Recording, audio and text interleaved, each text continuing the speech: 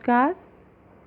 आप सभी का मेरे YouTube चैनल हिंदी साहित्य में बहुत बहुत स्वागत। आज हम आपके सामने रसखान जी की प्रसिद्ध कविता सुजान रसखान लेकर प्रस्तुत हुए हैं। रसखान जी एक मुस्लिम कवि हुए हैं जिन्होंने भगवान श्री कृष्ण की आराधना की है और उन्हें ही अपना आराध्य माना है। भगवान श्री कृष्ण की छवि को निहारने के लिए वो तीनों लोगों का सुखवार देना चाहते हैं और वो उनके समीपता चाहते हैं। हर समय भगवान श्री कृष्ण की भक्ति करना चाहते हैं। इन पंक्तियों के माध्यम से रसखान जी बताना चाह रहे हैं कि जब श्री कृष्ण को श्री कृष्ण की बांसुरी की धुन सुनकर राधा जी की जो स्थिति हो गई थी, तो उन सब बातों का वर्णन वो कर रहे हैं। तो क्या कह रहे हैं रसखान जी? बंसी बजावत आनी कढ़ो सो गली में अली कछु टोना सो डारे।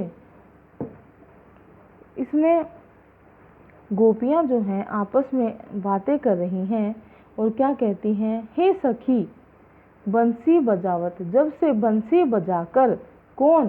श्री कृष्ण नंद के लाल, नंद का जो लाडला है वो श्री कृष्ण, जब से बंसी बजाकर आनी कढ़ो सो गली में अली, अली मीन्स अली का अर्थ यहाँ सखी से है। हे सखी जब से इस गली से निकला है, वो बंसी बजाते हुए जब से इस गली से निकला है, तब से कछु टोना सो डारे, तब से वो कुछ जादू टोना सा कर गया है। हेरी चिते तिरछी कर दृष्टि चलो गयो मोहन मुठी सी मारे। वो कह रही हैं अरे वो श्री कृष्ण तो जो है तिरछी नजर से राधा जी को देखकर ही क्या गए, ऐसा लगता है मानो राधा पर तो जादू सा कर गए। तिरछी कर दृष्टि चल गयो मोहन मुठी सी मारे। ताही घड़ी सो परी धरी सेज पे प्यारी न बोलती प्राण हुआरे। ताही घड़ी से यानी उसी समय से, उसी घड़ी से राधा तो क्या है सेज पर पड़ी हुई है, अर्थात वो तो शैया पर विरह व्यथा से पीड़ित है और कुछ भी नहीं बोल रही है। प्यारी न बोलती, कुछ नहीं बोलती है और प्राणहु वारई, और प्राणों को न्यौछावर करने के लिए तत्पर है, अर्थात श्री कृष्ण से वो मिलना चाहती हैं और उनको मिलने के लिए वो कुछ भी कर जाना चाहती हैं। उसके बाद गोपियाँ क्या कह रही हैं? राधिका जी है तो जी हैं सभी, अगर राधा जीवित रहेगी तो ही हम और तुम लोग जीवित रहेंगे, अन्यथा सभे ना तो पीहे हलाहल, नहीं तो हम सब हलाहल अर्थात विष पी लेते हैं।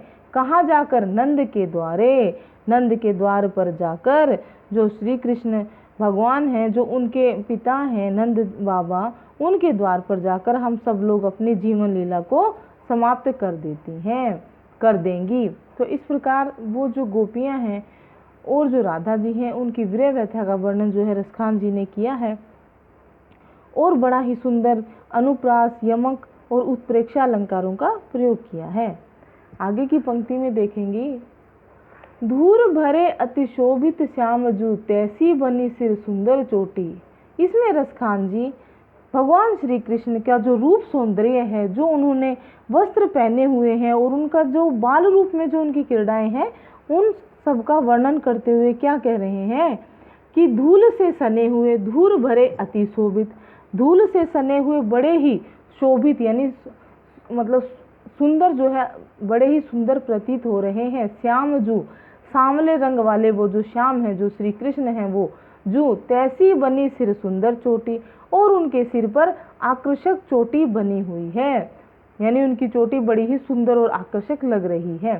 खेलत खात फिरे अंगना, वो कुछ ना कुछ खाते हुए अपने घर के आंगन में घूमते रहते हैं इधर उधर, और उनके पैरों में क्या है? पग पैंजनी बाजती, और उन्होंने पैरों में जो पायल पहन रखी है या जो घुंघरू हैं उनके पैरों के, वो मधुर ध्वनि कर रहे हैं। पीरी कछोटी, और क्या है?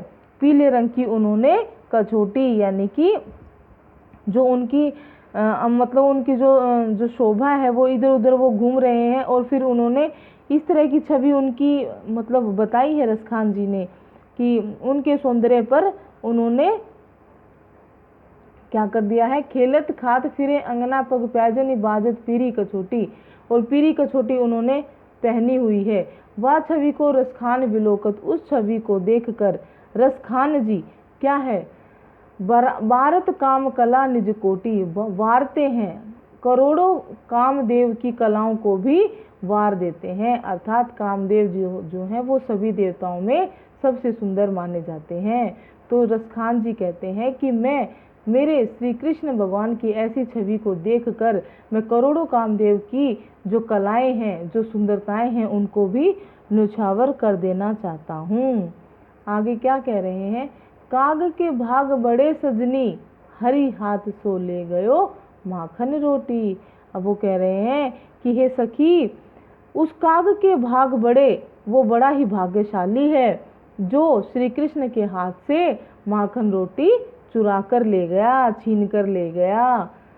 इस प्रकार से श्री कृष्ण भगवान के जो है ना बचपन का वर्णन है, जब वो जिस समय वो रोटी खा रहे थे तो उनके हाथ में जो माखन रोटी थी, उस रोटी को जो काग होता है, जो कौवा होता है, वो छीन कर ले जाता है। अगली पंक्तियों में देखेंगे, सोहत है चंदवा सिर मोर के, जैसी सुंदर पाग कसी है, तैसी गोरज भाल विराजत, जैसे ये बनमाल लसी है। अब क्या सोह रहा है, क्या शोभायमान हो रहा है, चंदवा सिर मोर के, जो श्री कृष्ण ने अपने सिर पर मोर पंखों का मुकुट पहना हुआ है, वो उनके सिर पर अत्यंत शोभायमान हो रहा है। जैसी सुंदर पाग कसी है, वो बड़ा ही सुंदर प्रतीत हो रहा है, ऐसा लग रहा है मानो सुंदर पगड़ी उन्होंने पहन रखी है। तैसी गोरज भाल विराजत, और उनके भाल उनके माथे पर, उनके मस्तक पर गोरज यानी गाय के चरणों की रज का जो है ना वो तिलक बना हुआ है, तिलक लगा हुआ है। जैसी ही वनमाल लसी है, और उनके हृदय में उन्होंने अपने हृदय पर, अपने गले में जो है वनमाल यानी वन के पुष्पों की माला जो है वो पहन रखी है। रसखान विलोकत बोरी भई दृग, मूंदी के ग्वाल पुकार हंसी है। रसखान जी कहते हैं कि ऐसे दृश्य को देखकर गोपी ने अपनी आंखें मूंद ली है और उसकी नेत्र जो है वो बोरा गए हैं, अर्थात बावले हो गए हैं, और वो हंसकर गवालनी यानी अपनी सखियों को पुकार रही है। फिर उसकी सखी क्या कहती है, खोल री घूंघट खोलो कहाँ, वह मूरत नैनन मांझ बसी है।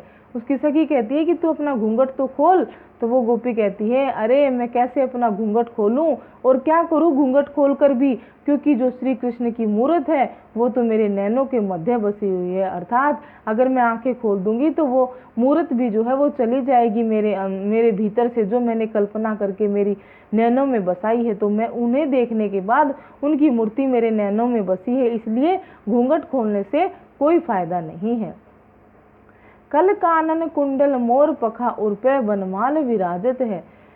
कानों में तो उन्होंने मोर पंख के समान जो है कुंडल पहन रखे हैं। फिर से ये रसखान जी हैं जो श्री कृष्ण भगवान की उनकी जो छवि है, उन्होंने क्या पहन रखा है, वो किस तरह से दिखाई दे रहे हैं, इन सब बातों का वर्णन कर रहे हैं।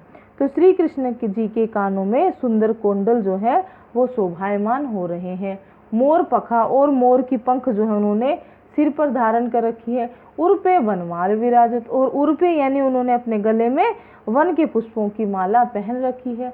मुरली कर में अधरा मुस्कान तरंग, महाछवि छाजत है।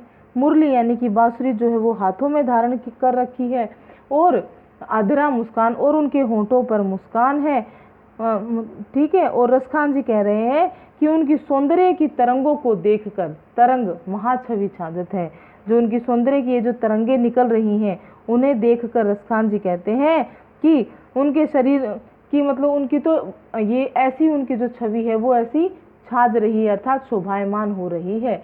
रसखान लखे तन पीत पटा सत दामन की दुति लादत है। रसखान कहते हैं उनके ऐसे तन को देखकर, कैसा तन, जिसपे उन्होंने पीले वस्त्र पहन रखे हैं, उस सांवले शरीर पर जो उन्होंने पीले वस्त्र पहन रखे हैं, उसे देखकर ऐसा लगता है मानो सत दामिनी यानी करोड़ों बिजलियों की द्युति यानी कि चमक भी लज्जा का अनुभव कर रही है।